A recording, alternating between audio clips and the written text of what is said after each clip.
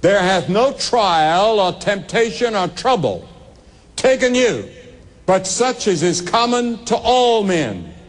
But God is faithful, who will not allow you to suffer to be tempted above that you're able, but will with the temptation or the trial also make a way to escape, that you may be able to bear it. Young people today are faced with so many problems, especially peer pressure. We were talking about it in the little room that I was in a few minutes ago. I asked the president of one of our great universities one time, I said, what is the greatest problem that you face on this campus? And he said, emptiness.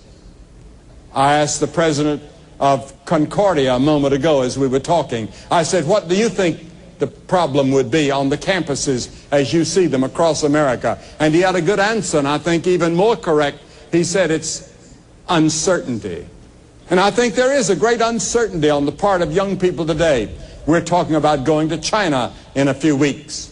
And as we study the Chinese universities, and as we read about China, and as we have been to the Soviet Union and to all the countries in the Eastern world, Eastern Bloc, we've preached in all those countries except Bulgaria.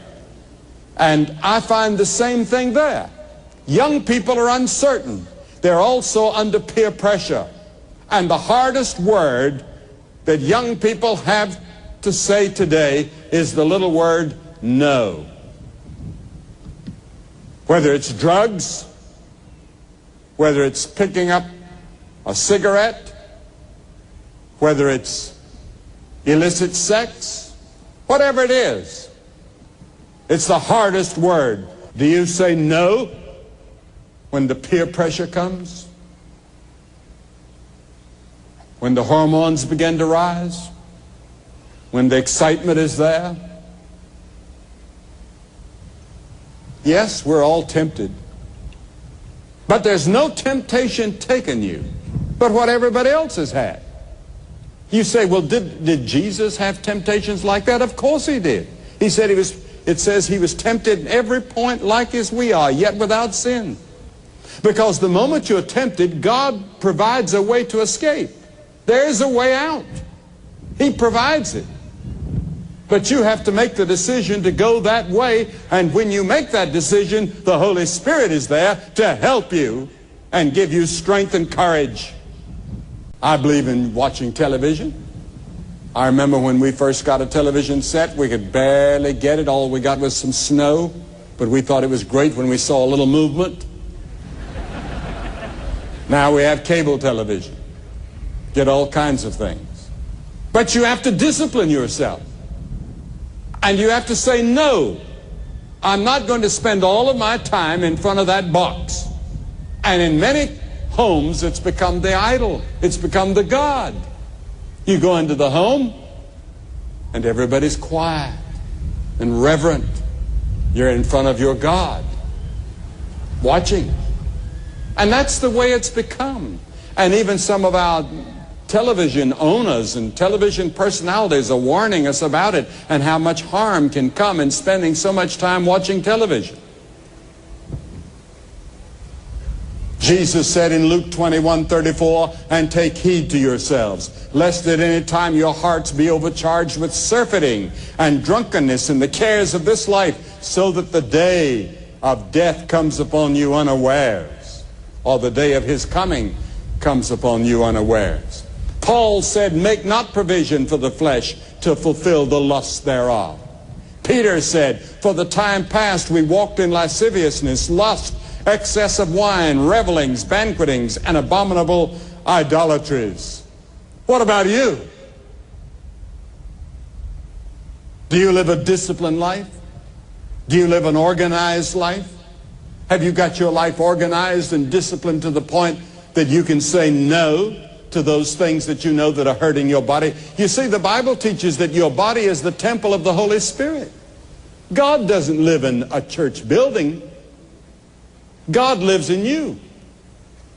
And a group of us called the church, an assembly, make up the church. And we use the building and its facilities to meet in. And so it's a sacred building. It's a holy building. as the temple was in Jesus' day, or the synagogues were considered. But the real temple of God is your body. And yet you harm your body by the way you treat it. And then another man in the Bible, a young man that said no, that changed history, was Joseph. He was the boy that his father loved the best, apparently. And the other children became jealous and envious of him. And so they said, let's kill him. And Reuben said, his oldest brother said, no, let's put him in a pit. And we'll just leave him to die there, and Father will not know the difference. But then some Ishmaelites came along, and they said, let's sell him and make some money. And then his blood won't be on our hands. We'll let the Ishmaelites take him. So they sold him into slavery to these Ishmaelites, and they took him on to Egypt, and they sold him to a man by the name of Potiphar that was in the cabinet of Pharaoh. And he became a slave, strong, handsome. And the Genesis 39 tells us of the temptation of Joseph. And he said no, because Potiphar's wife was a beautiful woman and a sexy woman. And she came to him, and she said, Joseph, come and lie with me. Go to bed with me. I've been wanting you ever since you've been here, and now all the men are gone. My husband's away. Come with me. And he said, no, I will not do this great wickedness. Your husband has treated me well, and I would sin against my God if I did that.